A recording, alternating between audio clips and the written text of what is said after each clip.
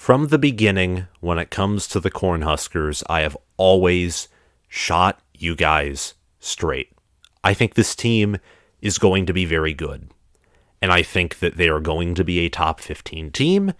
And maybe they can even take it a step further and be a top 10 team, be like Michigan State last year, who just shocked everyone. I think that's what this team is. I think that's what they're embodying. They're going through a lot of prep work. I think even though a lot of people have them going bowling, maybe even have them getting 7-8 wins, a lot of people are overlooking the potential of this team, the pieces that are coming together, and it's a genuine opinion of mine. This is not, a hot take of mine that I'm just rolling with. This is something that I believe in when I look at their schedule, the incoming transfers, the outgoing transfers even, like everything that comes together. The coaching staff, especially. I don't know why I forgot to mention that. But all of those things combined has me set on this team, and I've always been honest about this from the beginning. I think this team will be good. I think that whereas they were inconsistent last year, I think once they get a taste of momentum, it's going to be hard to stop them. And their schedule, for at least the first half of it, lines up perfectly with that. There's a lot of easy games that can build their confidence and momentum. And by the middle of the season, this team should have 5 or more wins. They should be 5-1 with a loss to Oklahoma or 6-0. There's no excuse for worse. But that's just my opinion and kind of preview for this. And I'm saying all these things to say that spring practice, the reports that I'm reading, the things that I'm seeing, for the most part, are pointing toward what I'm thinking. And of course, Nebraska fans are always going to try and make things look positive for their own team. Writers who are writing for Nebraska. It's like with Michigan. Michigan writers are going to try and make Michigan look as positive as they can. Michigan State, Ohio State, it's the same for every team. But what I'm seeing is great. And I trust Mark Whipple, and I trust most of Nebraska's offensive staff to do a good job because they are more than qualified candidates. So today we're just going to be talking about Nebraska's spring practice reports, discussing some things that I've seen, some key points, and some additional information as well. Yes, this team in the past has done poorly at preparation. Scott Frost has basically manned a group of 5 or Pac-12 staff, saying that because of Matt Lubick, who was the offensive coordinator from 2020 to 2021. It's basically Scott Frost managed a Pac-12 or group of 5 staff for his past 4 years in the Big Ten West, which doesn't work out. This year, his staff has obviously massively upgraded, and I've said this before in a ton of videos, so I'm not going to go over this whole thing again and bore you. But before we get into some of the spring practice reports and key points, I just want to remind you guys, especially new viewers, if you do your homework, if you go back and watch the games, the close, tight games that this team, who is going to look very different in 2022, not just by their attitude or scheme, but by the amount of new faces you're going to see. It seems like a lot of the transfers are taking over starting roles, which speaks volumes about how, bad the team was the past 4 years, but still, they were so close, Nebraska was in 2021, to go bowling or even finish the year ranked. And in the end of the day, as Nebraska fans and myself, and anyone who watches college football extensively, especially Big Ten football, know well, special teams, offensive line, it killed Nebraska. Missed field goals axed their chances of beating Oklahoma and Ohio State. A bad punt killed their chances of beating Michigan State. And just plain anti-clutch play, a fumble, whether it's a fumble, multiple interceptions, killed their chances of beating Michigan and Purdue, and there are many other stakes that resulted in their losses to other teams. But this team, again, you do your homework, they were so close last year, and they seem to be at a point where they have to make it or break it. and all the pieces that are coming together to me indicate they are going to make it. But enough with my chitter chatter and just trying to explain my reasoning, especially to potentially new viewers. But anyway, now we're going to get on to the spring practice reports, specifically the key updates. The first of which is Casey Thompson looks to be the guy at quarterback. He really does. And Casey Thompson last year, he was good at Texas. He had a thumb injury. He did not have a defense. His offensive line was bad. All of those indicate to a mediocre supporting cast. And I say mediocre because he had Xavier Worthy. He had Bijan Robinson. And you're probably not going to have that same talent here at Nebraska. But if Nebraska can field a better defense and better offensive line, you can make him more comfortable than he was at Texas, where he was getting, sacked pretty often and where he constantly felt pressure to score because his defense couldn't stop anyone.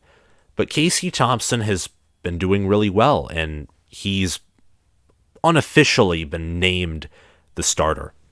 And I'm going to read an article here by the Omaha World Herald. Fast times at Nebraska. Mark Whipple and Casey Thompson are overhauling the Huskers' pass game. As new Nebraska offensive coordinator Mark Whipple held court, the last bit was fitting.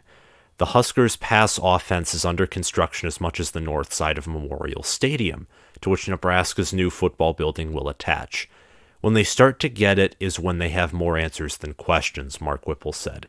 They know they made a mistake, and we're not at that point yet as an offense. The goal for Friday's scrimmage, improved ball security. A 2-minute drill that consistently scores points, better routes from receivers against all kinds of defensive coverages, which Whipple rattles off with speed.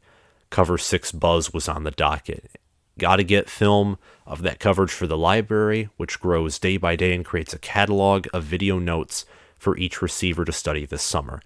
Whipple wants to air it out in spring camp, which, as we've seen with Casey Thompson, works perfectly. And the reason I'm talking about this article is because it includes the guy who is going to be training Casey Thompson for this new offense and helping him improve as a quarterback.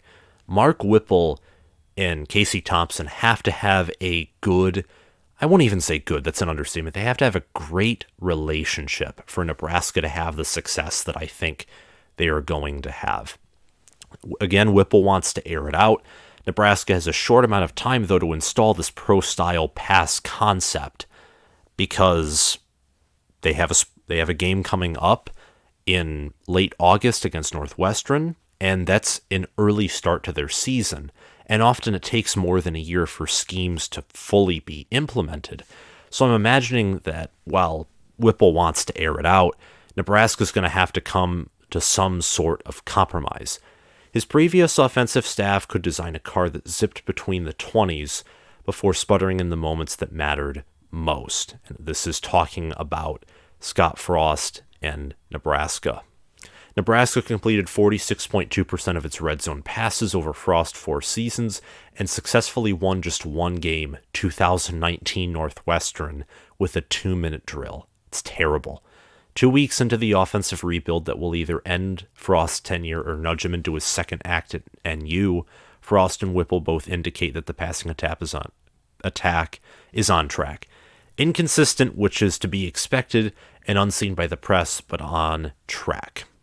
The whole offense has gotten better and better as we've gone along, Whipple said. I'm more encouraged than discouraged. Frost has been really impressed, and then he'll get frustrated, but it's essentially the same message.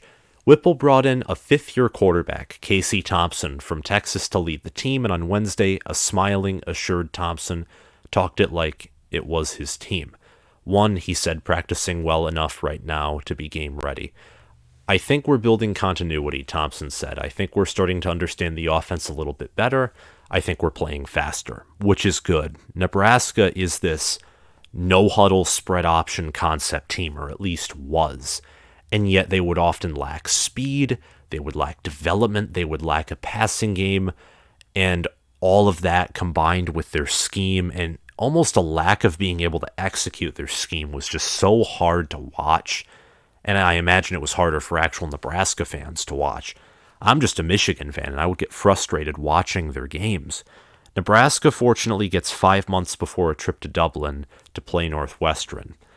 5 months to hone pass skills that, for longtime Husker fans, sound like the Bill Callahan, Sean Watson, Mike Riley throw games of yore, which all of those guys, Sean Watson was Bill Callahan's OC in his last year, and Bo Pelini's OC for his first few years, was not very successful. Same with Mike Riley and Bill Callahan as head coaches. Whipple doesn't scramble from the NFL acronym and often wants to apply some NFL concepts and wants, Cornhusker quarterbacks to eventually go off to the NFL. There's a lot more to this article. It's really long, so I'm not going to read all of it. But you get the gist that Casey Thompson is the guy. He's obviously, trusted, even though we didn't read a whole lot about him. He is obviously comfortable. He just thinks that the team is improving. And his stats this past season, even though they, he had some turnovers and such, they do speak for themselves when you remember that Texas was not a good team last year and that he constantly had to score. He had to make some risky decisions to keep his team going. Otherwise, they would collapse, and they often would collapse against bad opponents. If you want to read the whole article, I'm going to link it down below. I left out the last few paragraphs and such that I didn't think were ultra important because they kind of reinforced what I'm saying and going to say, but I'll link it down below and I encourage you to read it. And then there are some other articles that we're not necessarily going to read, but I'm going to use them as just, sounding boards for what I'm going to say. Another key update is the incoming transfers are having a lot of success, and we talked a lot about Thompson, so this is kind of involving it. Thompson is obviously having success, again, emerging as basically QB1 in everything but name only. There are also other transfers, like Northern Colorado transfer Kevin Williams, who he took a year off of football, and I think that was because of COVID. I think a lot of FCS schools canceled their seasons or moved them to spring. When Nebraska took over former Omaha North and Northern Colorado offensive line transfer Kevin Williams, it was hard to expect much. He had been away from the game for over a year and his body needed quite a bit of work this winter. I'm reading this from Rivals.com. With that said, Williams has been one of the surprise newcomer additions this spring, and that's a good thing because Nebraska struggled heavily, especially in pass protection with their offensive line. It was bottom 30th, bottom 25th in the country. It was like 110th, 111th, somewhere around there in pass protection, which is horrible. That's the antithesis of Big Ten offensive line play. I don't care what you are. That's unacceptable. You cannot win with that poverty is the better word, offensive line play. And Williams is obviously a solution to that, along with Oklahoma State transfer Hunter Anthony. And Donovan Raiola has also been reportedly revamping the offensive line. It's been improving because there's another article, Revamped Offensive Line, that's already showing progress that is again by Rivals.com. And that's where we go into next is the offensive line. And really all these key updates are actually tied to the incoming transfers having the success that they're having. Hunter Anthony, again, Kevin Williams, Casey Thompson at quarterback, Anthony Grant, a running back who used to be from Florida State, went to junior college, had a really successful season there. The running back position is still wide open, says the Rivals article. But everything I hear right now is JUCO transfer Anthony Grant has been as good or better than what Nebraska's staff thought coming in. If he stays healthy, he should be a factor. He's listed as the starting running back or projected starting running back on ourlads.com for Nebraska's depth chart. And Nebraska's also, we'll get to this a little later, they're pretty deep at the running back position. But the transfers are working wonders, and the offensive line showing critical progress is also very important. Now we're going to read the Rivals article and then move on to some, other information, some other lesser points, but points that should still be noted. When Scott Frost set the wheels in motion for his massive offseason overhaul of Nebraska's offense, revamping the O-line was near the top of his to-do list. Gone is Greg Austin, who coached for the previous 4 years at Nebraska. In is Donovan Raiola, who brings a noticeably different approach and demeanor to the position. Through the first 2 weeks of spring practice since the change, Frost isn't holding back on the immediate changes he notices already. The first thing is they're just coming off the ball, which is a positive. That's a basic, is what that is. You have to come off the ball properly. It's been something I've been frustrated with for a long time, said Frost. Shoot, when I was playing here, guys looked like they were in 40-yard dashes when the ball was snapped. That wasn't up to the standard I wanted. That's the first thing. Protection has been better too, though. I think Donnie's just done a good job with these guys. Mentality and technique, and I can't wait to watch them keep improving. The differences up front go beyond just Raiola taking over the unit. The Huskers lost 2 mainstays from last year in center Cam Jerkins and Matt, for some reason I don't know how to pronounce that last name, S-I-C-H Turman. They brought in 2 transfers with Oklahoma State junior Hunter Anthony and Northern Colorado senior Kevin Williams Jr. Nebraska is also currently without its top 2 returning linemen and sophomores, Turner Corcoran and Teddy Projaska, who are out for most or all of the spring while recovering from injuries. And as a result of that, obviously, and this is going to be the last thing I say from this article, there's a wide open area of opportunity for guys to step up and fill in potential starting roles. So, again, that's how the transfer portal comes in useful, and Nebraska has utilized that. And they're still looking for more transfers. I would not be surprised if Nebraska took in a handful more of transfers this coming spring, as it is still technically winter. Spring, I think, starts in 6 days, the 21st. But the offensive line is showing critical progress. The incoming transfers, which is very much tied to the offensive line, but in other places as well, like Omar Brown, Tommy Hill at the secondary, running back Anthony Grant. You got a wide receiver from New Mexico State, and Trey Palmer, another wide receiver from LSU. Incoming transfers are really going to help this program. They're already having a lot of success and standing out. And Casey Thompson, a transfer himself, is having the most success of all of them. So those are some key updates that I've just provided to you. And by key updates, I think that these 3 are the most important for Nebraska's success this coming season. Better QB play, especially in the passing game, adapting to Mark Whipple's philosophy as he's been successful most places he has coached at on offense, and also having better pass protection and really better offensive line play all around. Nebraska's O-line last year was much better at helping with the run game, with run blocking, but they were still like 87th, 80th something in the country, which is not good by any means.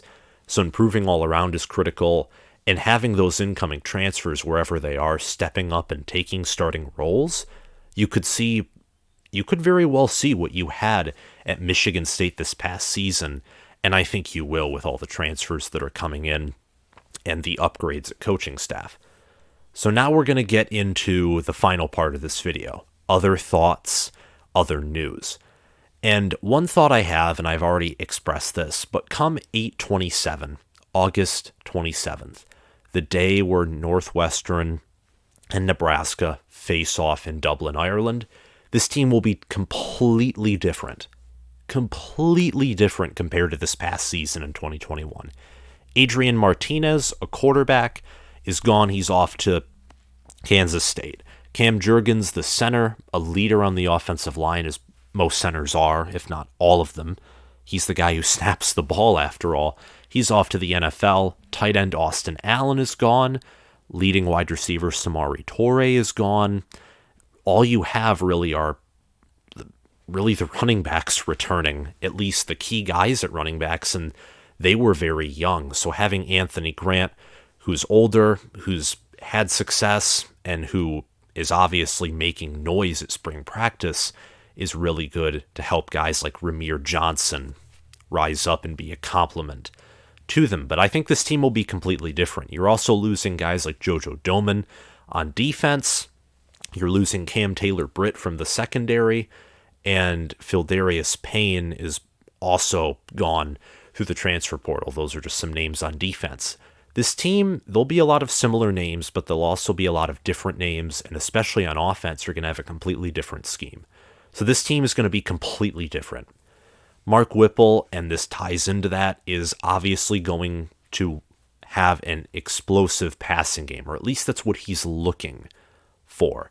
And a lot of these points tie into each other, and I think that that's important because all of them play a significant, or at least a minor, but still important part for Nebraska's, their journey to success is the best way to put it. And I think that with Casey Thompson, he's obviously a better passer than Martinez. He's not the same raw athlete. He doesn't scramble as much. He didn't rack up as many rushing yards, nor does he run as well from what I have seen as Martinez does. Martinez was I think the team's leading rusher behind a, once again, horrible offensive line. So he's not the same raw athlete, but having just a better passing attack, scheme-wise and talent-wise from a QB perspective, will really help out and overall be better than what Adrian Martinez had with Matt Lubick as his OC. The defense has had its struggles in spring practice. It's a thought.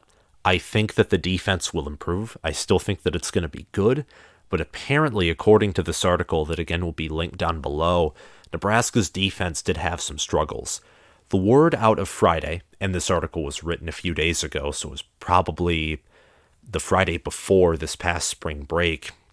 The word out Friday is that the defense had their struggles in the first scrimmage of the spring, and rightfully so. There are several key guys out there out with injuries and new faces. This is not the defense we'll see on the field come August in Dublin. I think it's safe to say the jury is going to be very much be out on this defense until we see what it looks like at full strength. And I think at full strength, this defense will be one of the best in the Big Ten, but still it's important to note that it had its struggles in spring practice. You can't shy away from some of the negatives if you're going to talk about all of the good things. That's not fair. Nebraska also has depth and experience to talk about something good. At quarterback, with Casey Thompson, Logan Smothers, Chubba Purdy. At running back, with Ramir Johnson, Anthony Grant. There are two other guys whose names that I don't know, but I know they're there. One's from Texas A&M. The other had significant playing time this past season at running back. You also have depth at wide receiver. You have the New Mexico State transfer. You have Trey Palmer. You have someone else who's returning.